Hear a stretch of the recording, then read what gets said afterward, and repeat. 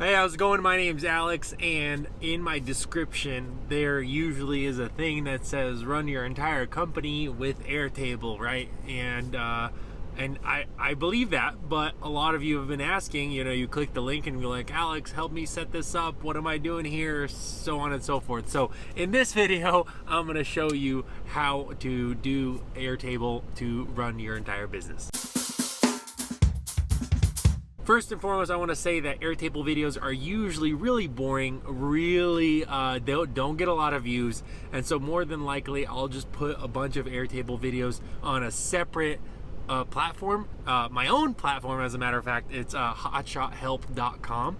And so when you go there, you can sign in right here, click sign in, and obviously make an account right here, access free Airtable template, and you just click, and sure enough, it opens up your free template, guys. Now, this is just a very, very starter single truck template. It's nothing like a super crazy advanced with formulas and integrations and stuff. So I got some example data here, but you can right here, then you click copy base, right? So you can click copy to your base, and as long as you're signed in to your Airtable, it will be able to copy it with the data or without the data. There's obviously not much data, but it'll copy everything over, and then you'll be able to use it as an owner operator. Now, you might be wondering, well, how does it actually work? Can you show us a quick little thing? Sure. Let's say you just booked yourself a new load, or your dispatcher booked you a load, or somebody booked a load. They have access to this base because you shared it with them.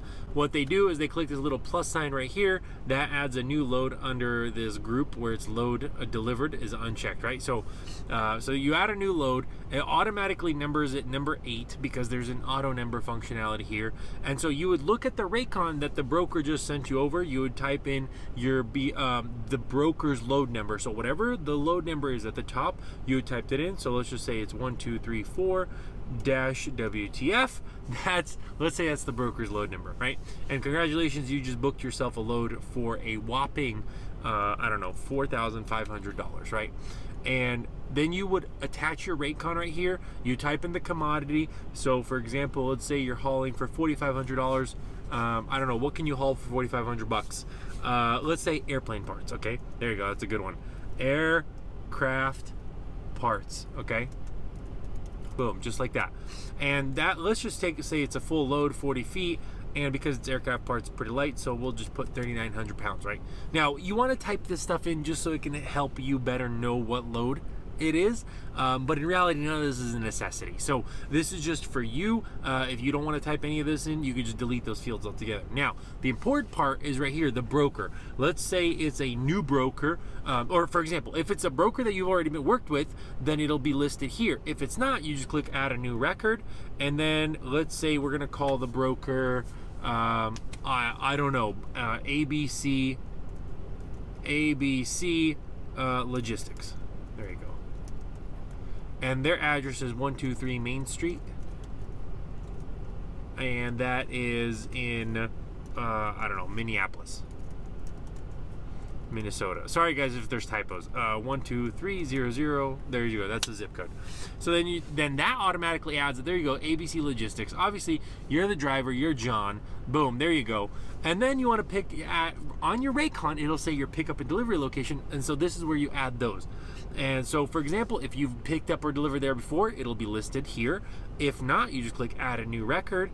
And let's say you are picking up, I don't know, you're picking aircraft parts, so we need an airport, right? So I use Google Maps right on my computer, so I would pull up, I pulled up South Bend International Airport. So what I do is, first thing, you highlight the name, copy the name, put that in there, and then you, right here, click on the address. It automatically copies the whole address. You paste that in there, and then you click share, copy Google Maps link. Now, the reason you want to copy the Google Maps link into your records is just in case you need to send that to you yourself as a driver. You can, and then you just click on your phone and it opens up in Google Maps. So it's pretty cool in that regards. And so there you go. There's South Bend International Airport added as your pickup location.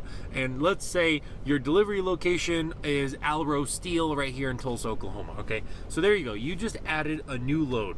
Now, the important part is it's cool to add a new load or to transport a new load, but you know what's even cooler? Getting paid on a new load. So that's where you have a new view right here on the left side, and that's the delivered, right? And so when you delivered your load, you then just go right here. This first column you see is how it's highlighted. That means this is what it's filtered by. And so, for example, let's say you delivered the steel for TQL, the Landstar, and this aircraft load. So all your loads are now delivered, and so they're all showing up right here now. So when your records are in this view, you want to figure out how to get paid on them. Obviously, probably, or more likely than not, it's probably going to be your factoring company. And so what you want to do is right here, you go to your factoring company website or app or whatever the case may be. You type in the load, the rate confirmation, or you submit your rate confirmation with your bill of lading, and it'll make you an invoice, and then you'll just mark that it was invoiced, right? And so you do that for all the loads that you invoiced, so on and so forth, right? And let's say maybe this last one, the crates from Landstar, maybe your factoring company didn't take Landstar. I have no idea what factoring company wouldn't take Landstar, but this is just an example. So let's say they did need a invoice. So right here you can keep track of it because you would have to go make an invoice. Now, Airtable can make you an invoice, but that's just super advanced, so we're just covering the basics right now. But so you would be able to mark it invoiced and send it off to Landstar, but these other loads, when you get paid on them, they would hit your bank account, and then you would just mark that you did get paid on them. And so now this is like a good way to keep track of all your freight, what you've been paid on, as long as you are doing your due diligence once a week, marking off what you got paid on, what you didn't get paid on. From here, maybe a week later, Landstar sends you the check or something like that, they ACH you because you did a quick pay, then you can go like, oh, okay, Landstar got paid, boom, you select it. And so hopefully less loads will fall between the cracks and you don't know which ones you got paid on, which ones you didn't. But when I said, Airtable, in my description, I said Airtable can like run your entire company, I really meant it, so, and this is just the loads. This isn't even the main thing. Like the other thing is like you got your driver tab right here, right? And keep in mind, all of this is available. It's a free template that you can just go download when you sign up on hotshothelp.com. So, for example, drivers, right? Here's John Smith. Here's his phone number. Guys, this is all example data. So you're required to have the license, driver's license front and back of John, and his medical card, and his medical card examiner. Like it's actually a requirement that you look up his examiner number, and you show that it's active on the FMCSA website. That's an actual by law, you're required to do that every time you take on a driver or lease on an owner operator. So even for yourself, you're required to do it. So that's why there's a medical examiner, what is it called? Lookup proof, right? That's what it is.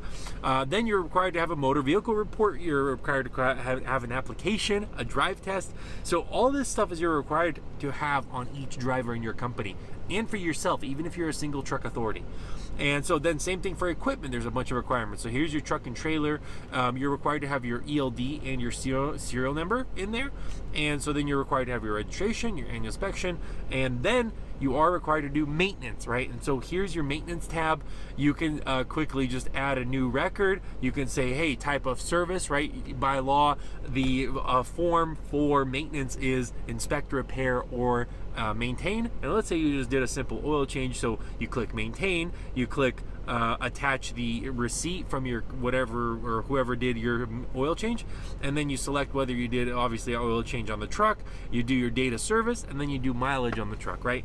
And you can do now all in Airtable. You can manage your equipment, make sure you're keeping track of all your records, and actually over here, if you want to go even more advanced, you could actually start selecting when the expiration dates are, so you'd have to actually manually go look at it, and then you could start sending yourself an email when you're close to expiration. So Airtable is super, super powerful, and I tried to build this template just for the bare minimum legal requirements, okay? And so obviously you're not required to keep track of your loads, so that's like bare minimum of keeping track of it, but like your equipment, your maintenance, and your driver, that's all like legally required you have to keep on file. So I hope you take advantage of this template.